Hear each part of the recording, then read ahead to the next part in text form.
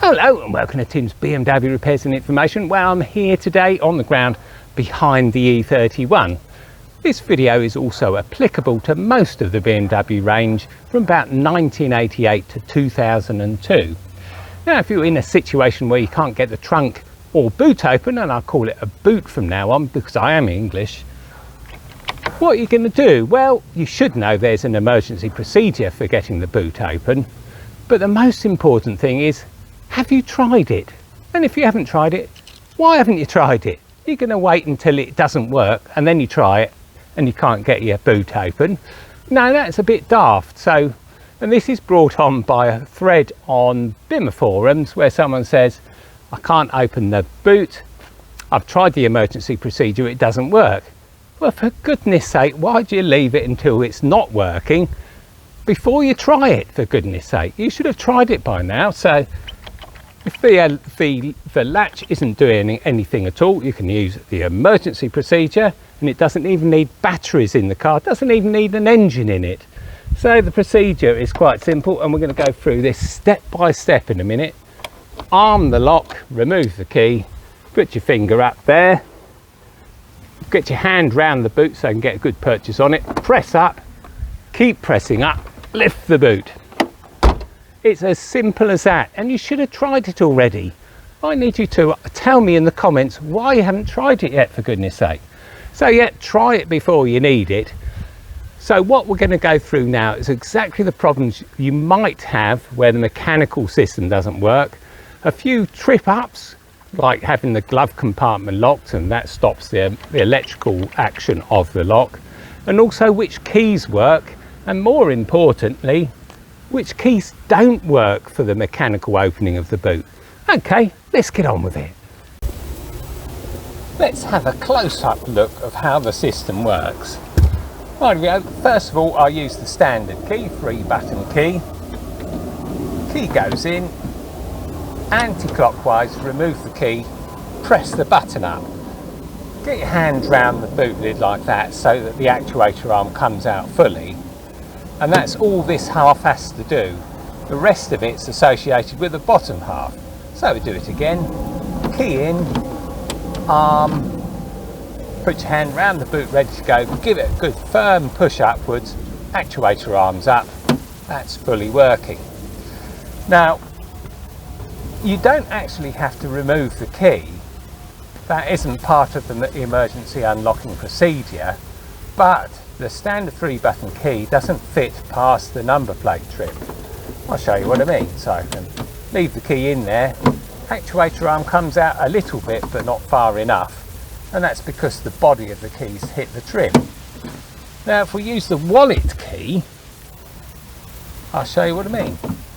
Armed, push the button in, bit spiky, there you go, arm fully out, and that's because the wallet key fits in the hole.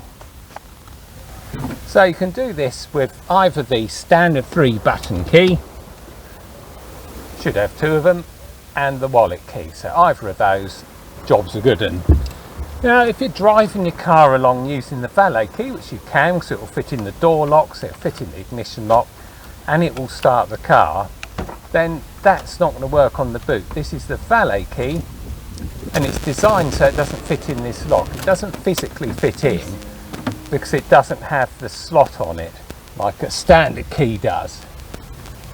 Now it might be that you've been driving around using the valet key for years. Well, don't get the proper key from BMW, because at some point you're going to get stuck and you won't be able to get into the boot. So the valet key doesn't work on this lock, and it doesn't work on the glove box lock, and the reason for that is it's the valet key. Now, valet key is there so that you can give the valet something so he can move the car. This stops the valet opening the glove box and the boot because it doesn't physically fit the boot, and also that when you lock the glove box using the proper key, 3-button key, or even the wallet key, it stops the electrical action of this boot. So if you've got the valet key, it doesn't physically fit in the lock, and also lifting up the handle also stops the electrical part working, so they can't get in the boot, they can't get in the glove box. So if you've got a valet key which doesn't have a slot in it, get a real one, or at some point you're going to get stuck. Right, you can hear the actuator operating here. Should do, the microphone's right next to it. I'll go and lock the glove box. Right, glove box is locked. That doesn't do anything anymore. So the handle is disconnected from the actuator and you can't get in the boot using the electrical method. You can't get into the boot with a valet key either because it doesn't physically fit. But you can still use the emergency procedure even if the glove box is locked. And I'll show you. There we go, actuator arms out. Okay, so that's a good warning. If you've got the glove box locked, the handle doesn't work anymore. It's electrically disconnected, but you can still use the emergency method using the wallet key or the standard 3-button key. There we go. Okay, let's move on to the bottom part. Right, let's move on to the bottom half. So here's the latch that locks onto the clasp, which is on the boot lid. Now, as the boot comes down, it'll rotate that, and then that locks it in place. Okay, so we can use the handle. I'll lift that up so the glove box isn't locked. There we go, that unlocks. So that's an electrical action. There's a mechanical lock here and an electrical actuator over here. Okay, so we'll do that again. That's locked the boot closed, handle up. There we go. Right, lock it once more. Let's look at the way that the mechanical operation works, the emergency procedure. We've seen that when you use the emergency procedure correctly, then it pushes an actuator arm down. That acts on this. So that mechanically unlocks the latch. Do it again. You don't hear anything electrical happen, and that's because nothing electrical is happening. This is entirely mechanical. So that's how the emergency procedure works. By moving the actuator arm down on the boot lid, that presses down on that unlocks mechanically the boot. Okay, so we got to a point where we can open the boot using the emergency procedure, but what can you do about a fault in the actuator that's stopping you opening it? Well, it's quite easy, not too arduous at all, to replace the actuator. I've done it before in this car, and by the look of it, it looks like I need the new plastic bit here, and it also looks like I never put the centres back in the blind rivets either. Okay, so what we do now is we go through the procedure of how to change the actuator once we've got the boot open. Okay, so the first thing you do is remove the blind rivets, and there's 4 of them at the top. Well, there's 3 of them at the moment, so I've got one missing, and underneath here there's 2 of them down here. I'm going to replace them all with new fastenings in a minute because I don't like leaving that out. Okay, so what we need is a long nose pair of pliers. Okay, so what we need to get the plastic cover off is a screwdriver, one about that size, and a pair of pliers, long nose ones. Well, first of all, to get the blind rivets out, they usually have a centre in them, and all you do is you put a screwdriver above them, push it through so the centre of the blind rivet comes out, and then you can use your long nose pliers to grab hold of it to pull it out, he says confidently. There we go, he's out. Do that same for all 6 of them. So we've got 4 at the top end, 1, 2, 3 and 1 missing. That's like being at the dentist, isn't it?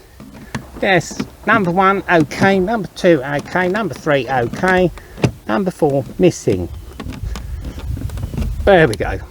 So yeah, number 4 is missing, and then we've got 2 on the inside which you're not going to see because of the lighting conditions at the moment, but take my word for it, there's 2 of them. 1 right at this end missing, and 1 at this end present, and that's it. That's all 4 out. Now on MeekNet I showed taking this rubber strip off. I don't think you need to. I think that was superfluous to requirements, and there's a good reason I hope that's the case. That's because This is glued into position. Yeah, I had problems with it leaking, so I bought a new one and also RTV'd it into position. So let's have a go at getting this off. Okay, so the bottom carpet comes out first.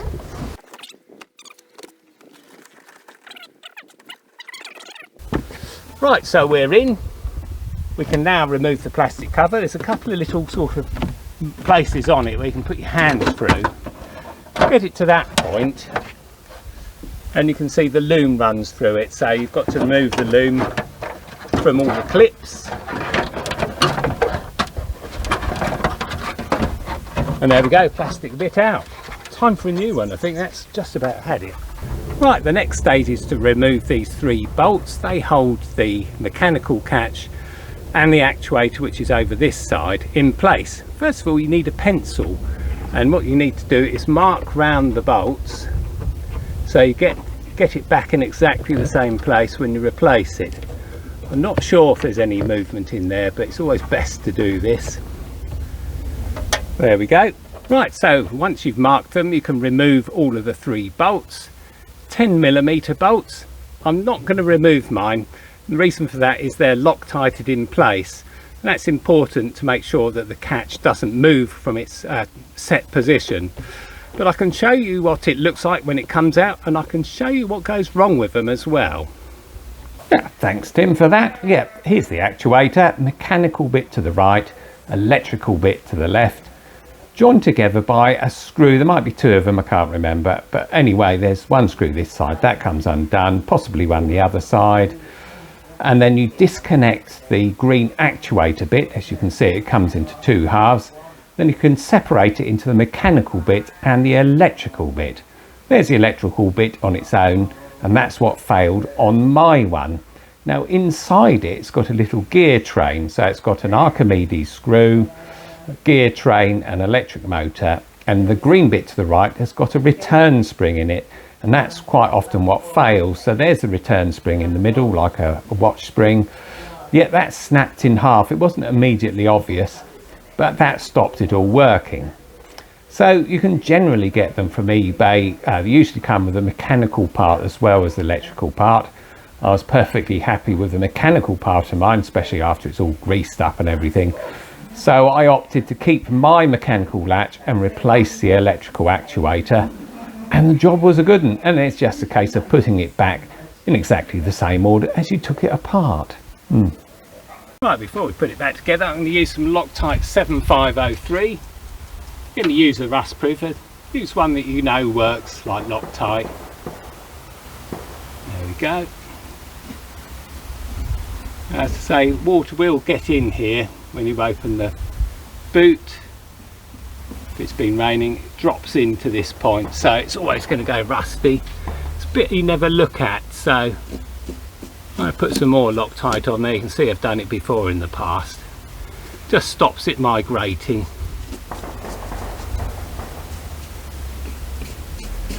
There we go, that'll do. I don't think there's any other rusty patches. That's about it. A bit more there.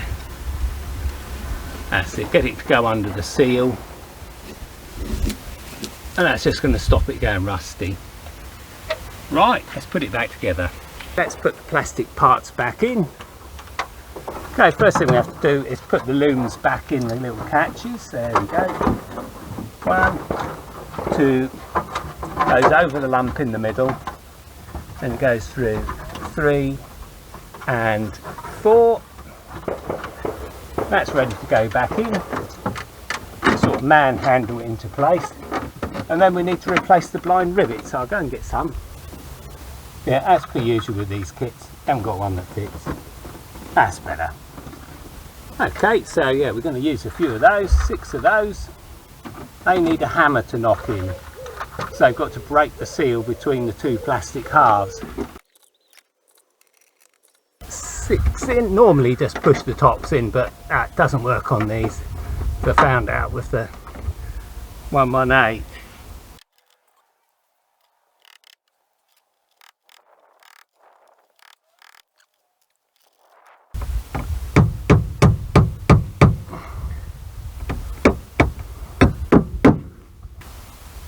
Carpet's back in. I'm going quickly because I'm getting frizzled to a crisp out here.